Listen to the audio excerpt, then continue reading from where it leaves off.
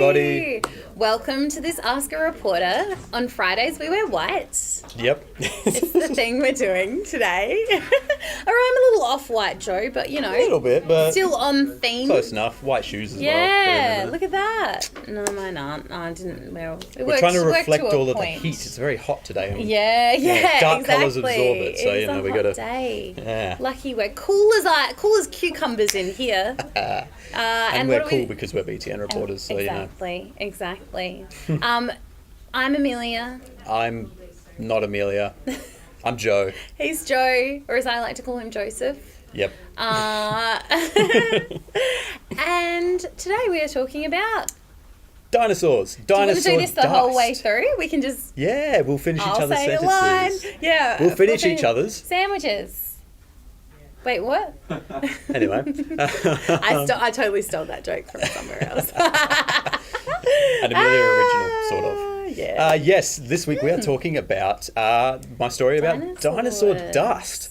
So, yeah. Dinosaur dust? It was... Dinosaurs and dust? Everything to do with dinosaurs and dust. If there were dinosaurs still around, maybe they would be covered in dust because they've been standing there for so long. Who knows?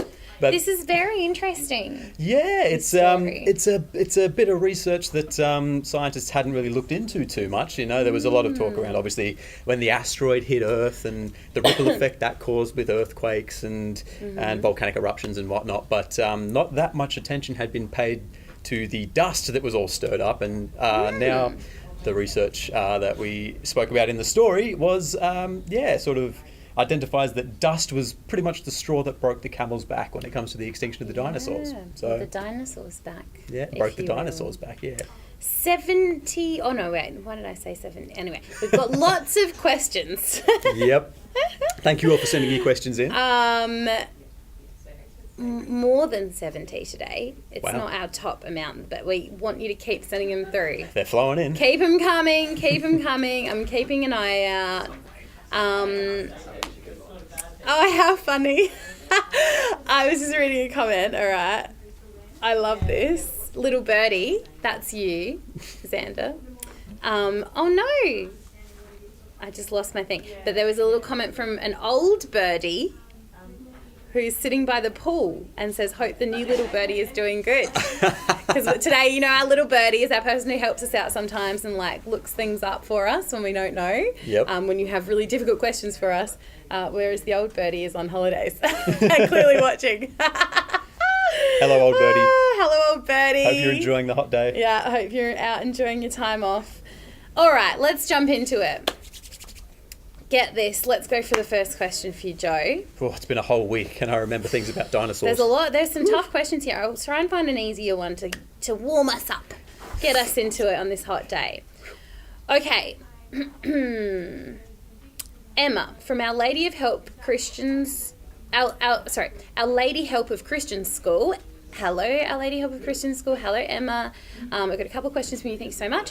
What animals survived since we still have crocodiles and birds and people think they are related to dinosaurs? So Emma's wondering, after this huge event happened, you know, what animals did actually manage to make it through? Yeah, so... unlike the dinosaurs. Yeah, birds basically are Yeah. directly related to dinosaurs. Back at the time of the dinosaurs, there were several species that are very closely related to the birds that we have today. And the reason that they survived was because, unlike a lot of the land-based dinosaurs, they could fly over all of the destroyed landscape. They had beaks that they could dig around in the dirt and find seeds because there were no plants or anything after the asteroid hit. And they could also hide in really small, like, caves and crevices to get out of Smart birds. Yeah, so that's the Smart reason little that they survived, and they're still very, very similar today as they were back then. What about crocodiles? Crocodiles and reptiles, they were sort of much the same. They were small enough that they could, hide in small places, and there's quite a number of reptiles that are also herbivores, so they could live off plants and seeds and stuff like that as well. So a lot of the smaller creatures are what survived the initial impact and the dust winter that followed, including lots of little mammals, which is, sort of where we came from. Yeah. Well, Oscar actually from Yucca Homeschool. Hey. Hey, Oscar. says how many years, because you just mentioned the nuclear winter, Joe. How many years was the nuclear winter that happened? That's from Oscar. Yes, so the nuclear winter or the impact winter. Twister? It is a bit of a tongue twister. There's a few different names for it. It lasted for between 10 to 15 years, somewhere around there. It was a very long time. I think in the story I spoke to a guy named Mike from the South Australia Museum, who's Loved Mike. Yeah, Mike's great. He's an expert on all things dinosaurs, and he was telling me that for at least the first 2 years, it was pitch black, nothing. So that would have been pretty intense. But then after that, it was very overcast and dark and gloomy. Not a lot of sunshine coming through for about 10 to 15 years. So yeah, that's pretty grim. So, all right, let me ask. I saw a question before, and it was from, I think, Ava. Let me find Ava. I lost Ava. Oh, no, poor Ava. I'll come back to you. Oh, no, there we go. Ava from Oxford Falls Grammar in New South Wales. Hey, Ava in New South Wales. And we have had a couple of questions about this, Joe. Where did the meteor land or hit? And Ava was also wondering if the meteor has ever been found. Yes. Well, and we had a few other people I've seen, asking sort of, did it happen anywhere else? Like, where has this happened? Yes. Yep. So the meteor hit in the Gulf of what's now Mexico. So it didn't actually hit the land, it hit in the ocean. But because of its size and its speed, when it hit the ocean, it just vaporized everything around it. The water, the ground, the dust, everything just turned into this fine mist, basically. And so did the meteor itself, which is why they haven't found the meteor because it was just destroyed, vaporized. And what was the second part of that? So that's where it hit. They haven't found the meteor because it was vaporized. Yeah, no, that's it. And the reason it sort of killed a lot of animals around the world, not just in that area, was obviously there was the initial impact, which did a lot of the animals around there died pretty much straight away. But then the ripple effect of things around the world is what sort of killed off a lot of others. And then, of course, the 10 to 15 years of pretty much darkness is what sort of finished off the dinosaur era completely. So they reckon that darkness was just really across the globe sort of thing. Basically, the dust went into the sky, spread across the globe, and it was just like this blanket, basically, of dust all around the world that blocked a lot of the UV light from coming in. So I think you basically answered this question from Jessica from Yucca Homeschooling as well. Is dust a problem for dinosaurs because you can't breathe it, because they're struggling with breathing? But you can kind of clarify with that. Yeah, was that part of it or not? There was definitely bits of that. I think around the initial impact site, of the toxic air and all the dust and that was not good for the dinosaurs breathing it. But for the most part, for most of the dinosaurs around the world, it was just the fact that it had covered the sunlight out.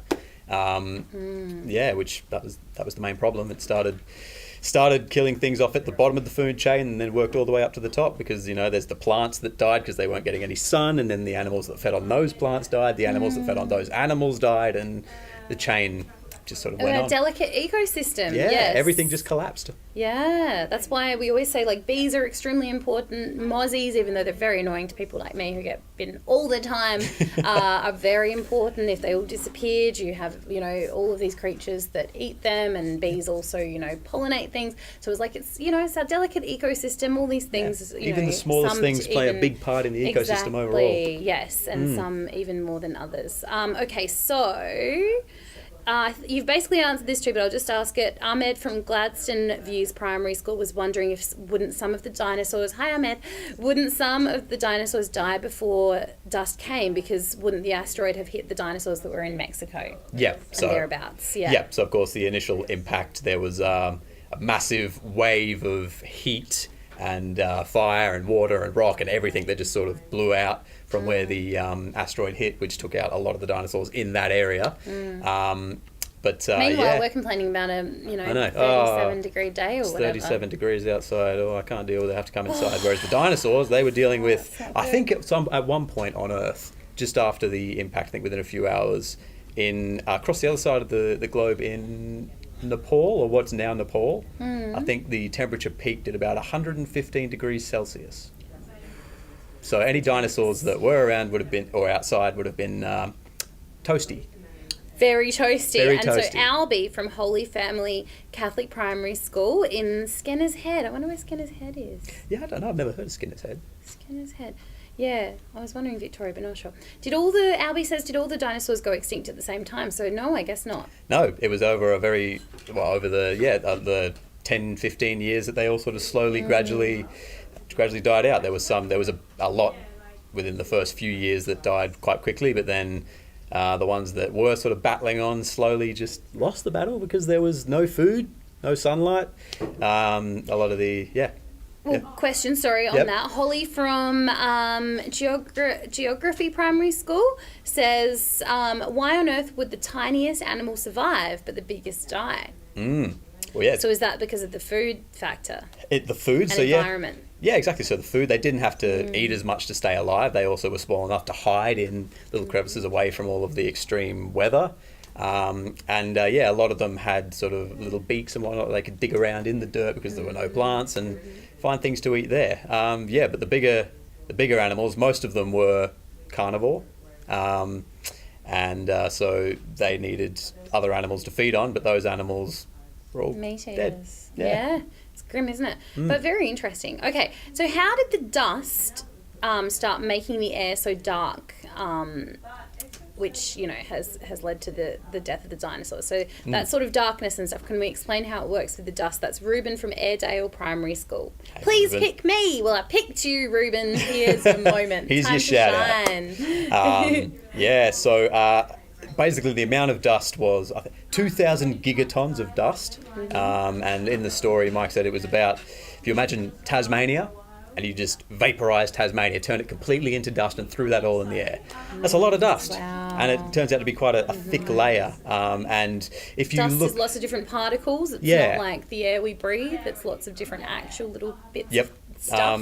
Microscopic solid particles, so sunlight won't travel through it. If you were to look at the sun through like a piece of cloth, for example, and you see how it blocks out a bit of that sun, imagine that, but then layers and layers and layers of that. And you see it blocks out all of the light and the UV rays that plants needed. And that's the same sort of thing happens when, for example, there are certain volcanic eruptions where you end up with lots of plumes of dust in the air, and then as that falls over towns and cities and things, that can be a real problem with people being able to obviously breathe and things, but also darkness. A lot of darkness happens with that too, and you can see pictures of that sort of thing happening whenever those big eruptions happening, or the sky turning red with fires, which we've seen unfortunately in Australia.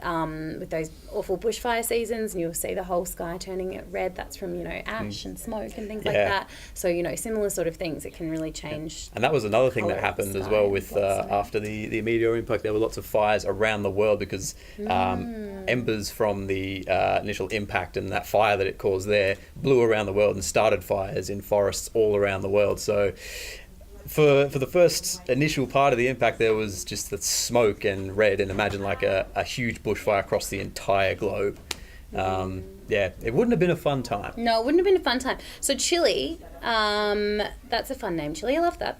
Vincentia Public School. Gosh, I'm sorry, I've really messed that up. Vincentia You got to Public tell School. me, Vincentia. Vincentia. I'd say that's. What would you say? Vincentia. I'd say Vincentia. Vincentia Public School. Okay. Hopefully we're right. You've sent so many questions, so thank you so much for joining us. I know I haven't said your name before, so welcome to Ask a Reporter. Chile's wondering, what were some of the names of the dinosaurs that survived? So I'm going to take this one. There was Fred. Yep. There was Billy. Billy was there, I reckon. Didn't go so well for little Sonny. Nah. Balthazar copped it. Oh, Balthazar. Yeah. Poor Balthazar. Didn't have a good time. I'm trying to remember the names of the dinosaurs from The Land Before Time. Did you ever watch that? Yeah, years ago. I hope some of you are aware of what The Land Before Time is. I hope so too. It was a brilliant. And if you don't know, look it up. It's great. Look it up. Check it out. So none of the dinosaurs survived, but the sort of, as you've mentioned, animals that had maybe been distant relatives of the dinosaurs. Quite, yes. So, I mean, we are distant relatives of the very small, almost rat-like mammals that survived the initial impact. Birds are quite similar to what they were back then. They haven't really had to evolve much into what they are today. Do we still think that that dinosaurs had feathers? Is that still the consensus? Some of them, it is definite. Because that was a big thing that came out. I remember Some of them definitely did. And, scientists are still looking into this. There's still lots of unknowns. To determine that one, yeah. Yeah, like, especially with, what sounds dinosaurs made. The scientists are still working out what that was because you can't tell a lot from just bones. How so are they're they having doing that? It's amazing. Yeah. Like, how? I love that we know so much. Like, this is the coolest thing about science is that we know so much. Or we at least think we do. I'm pretty sure, But finding out, the ways that they find out. That's, like, what? The processes are incredible. How do you work that out? It's the coolest thing ever. I love that. Also, what a cool job. Your friend, your mate, what was his name in the story? Oh, Mike. Not Balthazar. Oh, Mike. Balthazar. Mike has. What a cool job Mike has. Yeah, Mike, he's living the dream. He lives and breathes dinosaurs. Does anybody else want to do what Mike does? Do you want to... What was his official title? Is he paleontologist or is he... His official title told me was researcher. So, paleontologist. Yeah. Does anyone else want to... Be a paleontologist or paleontologist? what's the career that's similar to that? Jurassic Park style. Oh yes, that'd be fun. Or an archaeologist. I mean, archaeologist. That's what I was thinking of. Not, it's not quite animals, dinosaurs, but it's digging up old stuff. Digging up old stuff. That's fun. very interesting. Fun. All right, let's see. We've got some new questions coming through, so let's have a look. Okay. I just want to say hi. Hi.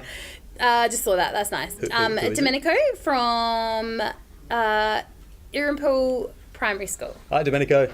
I hope I'm saying your name correctly. Domenico, is that sound right? Yeah. Hello. Okay.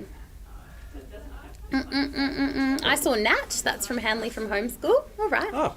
That's nice. Oh, yeah, Nat is back. Nat is back. That's why I put a news break. I think we got an email from... or in real life, don't know. From a school earlier this week asking where Nat was. He's been on holiday, but he's back, so never fear. Nat has returned. Okay, so let's talk about when this happened. Araf. Sorry if I'm ruining everyone's names and primary school names. From Erskineville Public School. Araf says, in what year did the dinosaurs go extinct? Please, can I get a shout out? Yes, you can, Araf. Yay. In what year? How long ago? How long ago? It was about 66 million years ago was when it was. I'm not sure exactly if that was a year number or anything. But when I was talking to Mike, he did say that they have identified what time of year it was when the asteroid hit. He said it was spring. Mm-hmm. So around about this time of year, actually. Yeah. Wow. The asteroid hit in springtime. Isn't this amazing? 66 million years ago. So... Oh, okay. We've got some skeptics here. We have Arlo and Grace.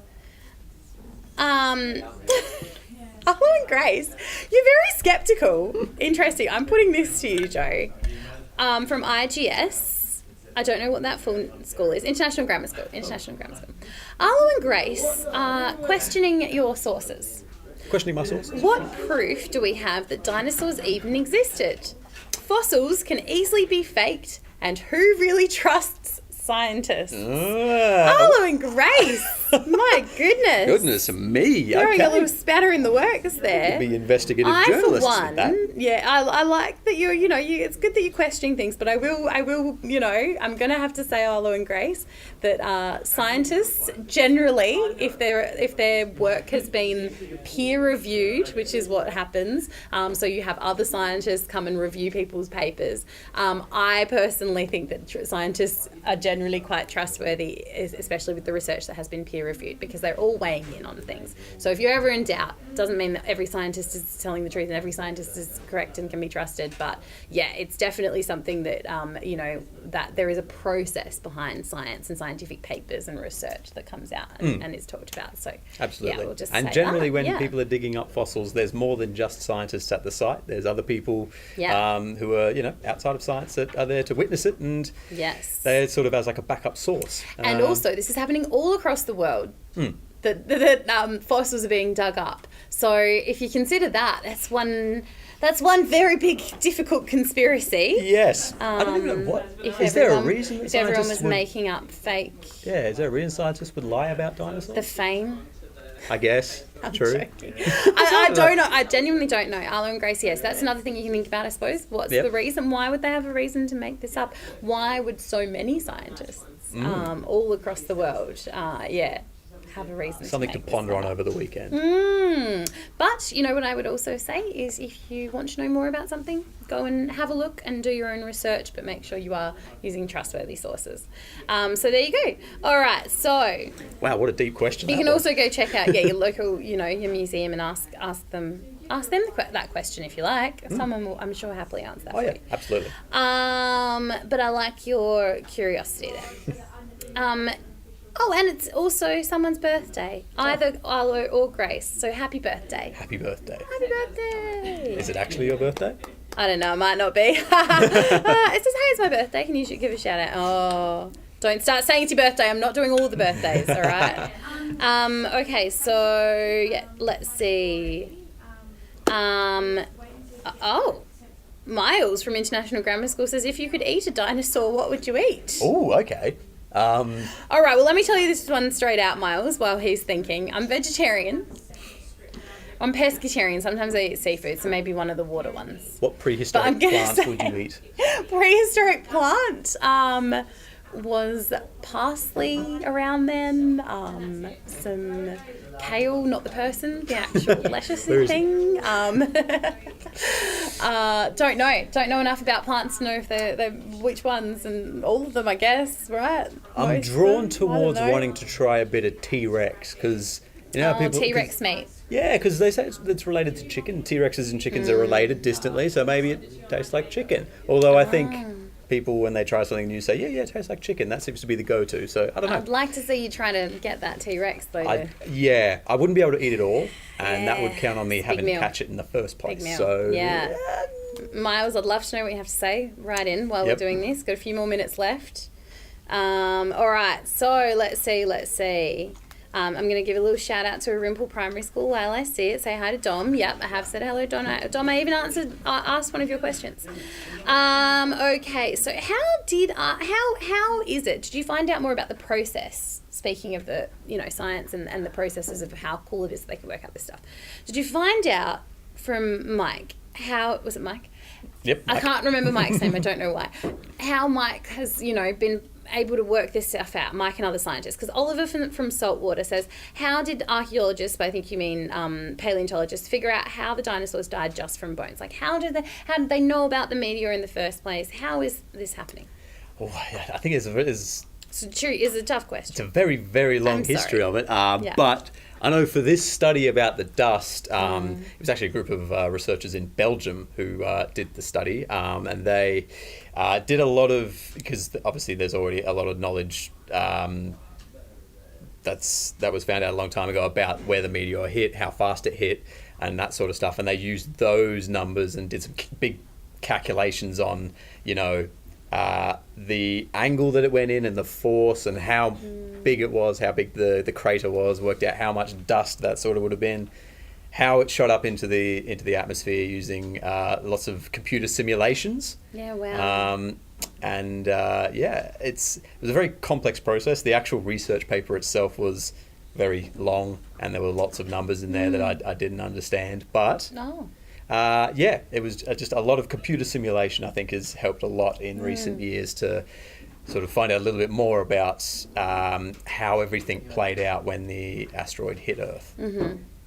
And they've also, they don't just look necessarily at the bones, they're not looking at necessarily just the fossils, they're also looking at the soil around where they find the fossils and the bones, and so they're sort of like checking down, and you can that's how you can date different eras of okay, well, this was actually a huge lake many millions of years ago, whereas this was this, and then it became that, and some dinosaurs died here because it was a watering hole. Like they have lots of different ways of working out stuff as well by looking around. If you look at especially in outback Australia, you look at some of the cliff faces and that there, you'll see different layers of rock, and they're all sort of different layers of different eras of Earth's history, basically. Yeah, very, very old. Yeah.